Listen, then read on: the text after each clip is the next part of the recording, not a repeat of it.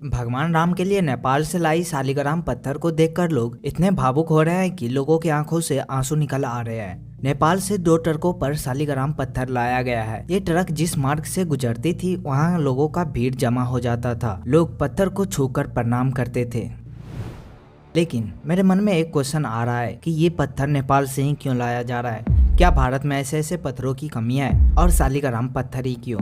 तो जानेंगे इसी वीडियो में। पूरी स्टोरी समझने के लिए वीडियो को पूरा देखना। अयोध्या में राम मंदिर बनने का उत्साह बड़ी जोरों शोरों से है। वहीं श्री राम प्रतिमा को लेकर भी चिंताएं हो रही थी कि इतनी ढेरों सारी कलाकारियां श्री राम प्रतिमा के लिए किस पत्थर पर करना सही रहेगा। प्रभु श्री राम और मां सीता के मूर्ति बनाने के लिए पत्थर को चुनने का मुहिम चलाया गया और हर एक पत्थर की जांच की गई। भारत के अलावा बहुत से देशों के पत्थर की जांच की गई, लेकिन ऐसा कोई पत्थर नहीं मिला जिस पर प्रभु श्री राम प्रतिमा के लिए बारीकी से काम हो सके। लेकिन खोजते खोजते पत्थर मिल ही गया। ये पत्थर सिर्फ नेपाल के बूढ़ी गंडक नदी में मिलता है।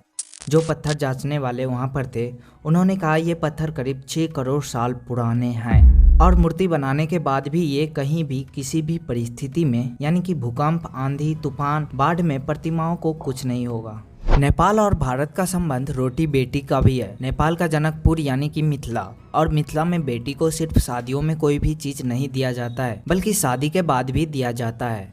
इसी वजह से नेपाल सरकार ने श्री राम प्रतिमा के लिए अपनी यहाँ से 2 पत्थर दिए। एक पत्थर का वजन करीब 26 टन है और दूसरे का वजन करीब 14 टन।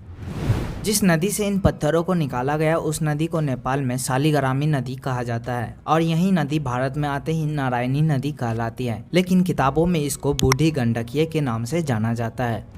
नदी से पत्थर निकालते समय बहुत से पूजा पाठ किए गए और क्षमा भी मांगा गया।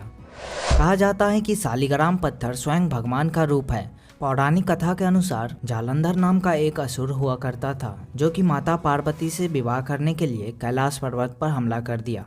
वहीं जालंधर को देवताओं से बचाने के लिए जालंधर की पत्नी वृंदा ने तपस्या करने लगी। ऐसे में घबराए देवता मदद के लिए भगवान विष्णु से मदद मांगी।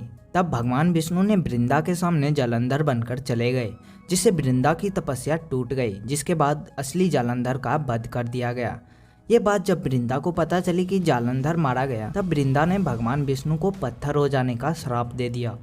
यही वजह रही है कि श्री राम प्रतिमा के लिए शालिग्राम पत्थर का यूज किया गया है।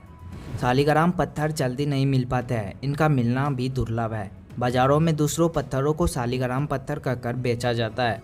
अगर आपको असली शालिग्राम पत्थर मिल भी जाएगा तो आप गंभीर परिस्थिति में फंस सकते हैं, क्योंकि उसमें बहुत ज़्यादा ऊर्जाएं होती हैं। उनको रखने का विधि, पूजा पाठ करने का विधि आपको आते रहना चाहिए, तब आप असली शालिग्राम पत्थर को संभाल सकते हैं। तो वीडियो यूजफुल और नॉलेजफुल रहे हो तो वीडियो को लाइक और चैनल को सब्सक्राइब